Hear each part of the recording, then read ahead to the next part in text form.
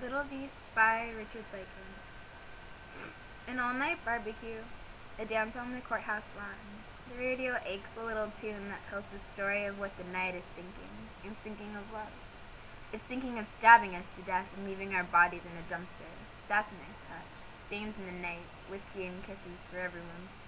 Tonight, by the freeway, a man is eating fruit pie with a buck knife, carves the likeness of his lover's face into the motel wall.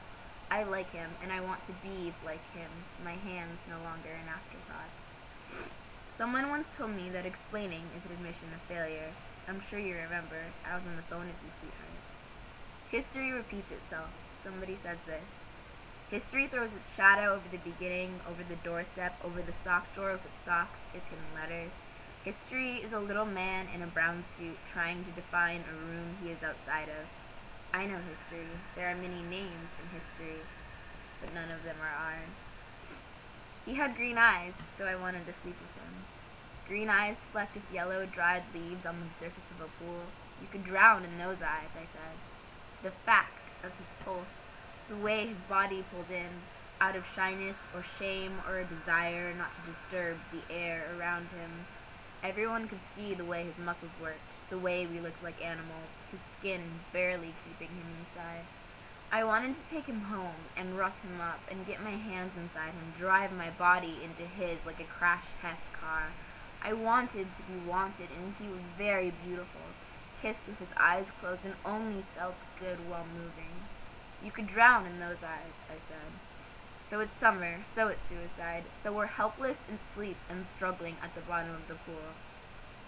It wasn't until we were well past the middle of it that we realized the dull old pain, whose stitched wrists and clammy fingers, far from being subverted, had only slits underneath us, freshly scrubbed.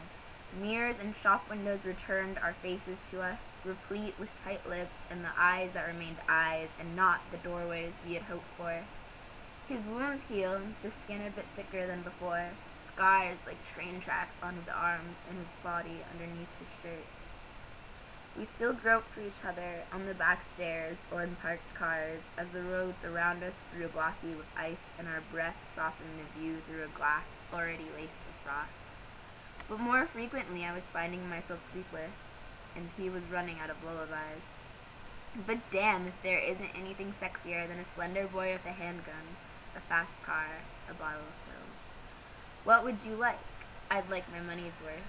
Try explaining a life bundled with episodes of this. Swallowing mud, swallowing glass, the smell of blood on the first 4 knuckles. We pull our boots on with both hands, but we can't punch ourselves awake. And all I can do is stay on the curb and say sorry about the blood in your mouth. I wish it was mine. I couldn't get the boy to kill me, but I wore his jacket for the longest time.